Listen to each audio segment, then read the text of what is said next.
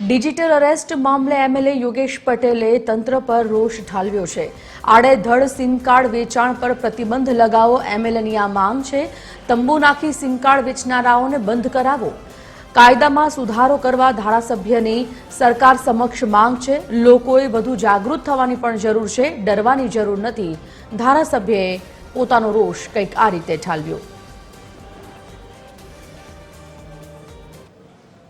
લોકોને digital arrest કરીને કરોડો રૂપિયાની ઠગાઈ કરનારાઓ હવે સામાન્ય વ્યક્તિ સુધી સીમિત નથી રહ્યા। હવે તેઓ જાગૃત નાગરિકો ઉપરાંત રાજકારણીઓને પણ પોતાનું નિશાન બનાવવાનો પ્રયત્ન કરી રહ્યા છે। વડોદરાના માંજલપુરના ધારાસભ્ય અને વિધાનસભામાં સૌથી સિનિયર ધારાસભ્ય યોગેશભાઈ પટેલને પણ સાયબર ક્રિમિનલ્સ દ્વારા ભોગ બનાવવાનો પ્રયત્ન કરવામાં આવ્યો છે, પરંતુ ધારાસભ્યની જાગૃતતાને કારણે તેઓ બચી ગયા છે। યોગેશભાઈ પટેલ પોતે આપની સાથે વાત કરવા માટે ઉપસ્થિત છે। યોગેશભાઈ, તમને કયા પ્રકારનો કોલ આવ્યો હતો અને ડિજિટલ અરેસ્ટ કરવાનો તમને પ્રયત્ન કરવામાં આવ્યો? ગઈકાલે 11:27 મારી પર 9624175018 ઉપર ફોન આવ્યો। પહેલા તો મને પૂછ્યું આપણો ફોન નંબર, એટલે મેં કીધું મારો 9825143366 નંબર। મને તમારું નામ, એટલે મેં કીધું મારું નામ યોગેશ નારાયણદાસ પટેલ। એ ગુજરાતીમાં બોલતો હતો। પછી એને મને કીધું કે હું બોમ્બે પોલીસમાંથી બોલું છું, આપણી પર એક નોટિસ મોકલી છે। એટલે હું તરત જ સમજી ગયો કે કોઈ ગઠિયો લાગે છે। એટલે મેં એને કીધું કે ભાઈ તું જે સ્કૂલમાં ભણ્યો છે ને એ સ્કૂલનો હું પ્રિન્સિપાલ રહી ચુક્યો છું। એટલે ફોન મૂકી દીધો। પછી મેં ફરીથી એ ફોન પર ફોન લગાવ્યો, એટલે ફોન કટ કરી નાખેલો। પછી મને ડાઉટ પડ્યો, એટલે મેં પોલીસ કમિશનરને વાત કરી, વિગતવાર વાત કરી। પોલીસ કમિશનરે સાયબર ક્રાઇમના એસીપી ને વાત કરી, એમને મારે ફોન પર વાત થઈ। મેં એમને વિગતવાર વાત કરી।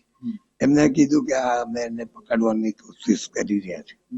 પણ આ પ્રકારના જે કોલ આવે છે, આપ તો બચી ગયા, આપની પાસે તો આમ તો સાદો ફોન છે, બીજા લોકો પાસે જે સ્માર્ટફોન છે તેમને ડિજિટલ એરેસ્ટ કરીને રૂમમાં પૂરી રાખે છે અને ખાસ કરીને વૃદ્ધોને વધારે નિશાન બનાવે છે। કરોડો રૂપિયા લોકો અત્યાર સુધી આપી ચૂક્યા છે।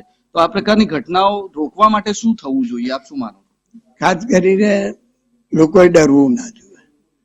અને આવા ફોન તમને તમારે પોતે તમે સતેજ હોવો, તમે જાણો છો કે ભાઈ મેં કોઈ ક્રાઇમ નથી કર્યો, પછી આવા લોકો સાથે છેતરાવ તો શેના માટે?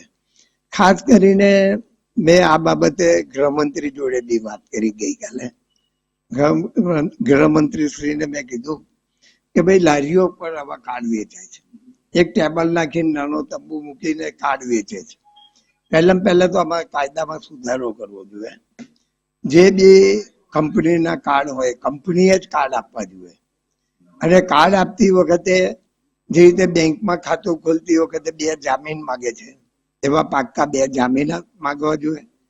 એની પાસે આધાર કાર્ડ માગવું જોઈએ, એની ફિંગરપ્રિન્ટ લેવી જોઈએ। તેમજ જે બી એવા ડોક્યુમેન્ટ છે બધા ડોક્યુમેન્ટ લેશે તો આમાં સુધારો થશે। પરંતુ મને લાગે છે કે ઘણા લોકો કોમ્પ્યુટર પર આવા સાયબર ક્રાઇમ થતા હોય છે। સુધારો થશે, કારણ કે ઘણા પાસે 2 કાર્ડ, 5 કાર્ડ, 25 કાર્ડ હોય છે।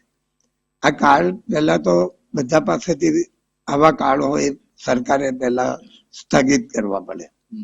અને લોકોને જાગૃતતા માટે તો સરકાર કરી રહી છે।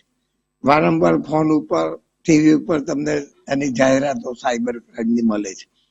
લોકો ગભરાઈ જાય છે, પણ ગભરાવું ના જોઈએ। અને પોતાના નંબરો ઉપર પોતે જાણવું જોઈએ કે ઘણા લોકો તો કેવા છે કે 5-50 જોડે જ દિવસમાં વાત કરતા હોય છે। એમના ખાસ માણસ હોય, કઈ બધા માણસો પાસે બધાના જોડે ફોન જોડે લેવા દેવા નથી હોતી। ઘણી મહિલાઓ આવી છેતરાય છે। એમને તો એમના જે કાયમના ફોન છે એમને રાખવા જોઈએ, એની ઉપર જ વાત કરવી જોઈએ।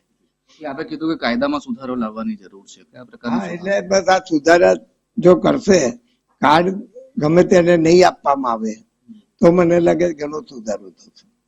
આ યોગેશ પટેલ છે, ધારાસભ્ય છે। તેઓ તેમની જાગૃતતાને કારણે ડિજિટલ અરેસ્ટ થતા તો બચી ગયા છે, પરંતુ તેમને એ લોકોને પણ અપીલ કરી છે કે આવા પ્રકારના કોલથી ગભરાવવું જોઈએ નહીં, વધારે જાગૃત રહેવું જોઈએ, સચેત રહેવું જોઈએ।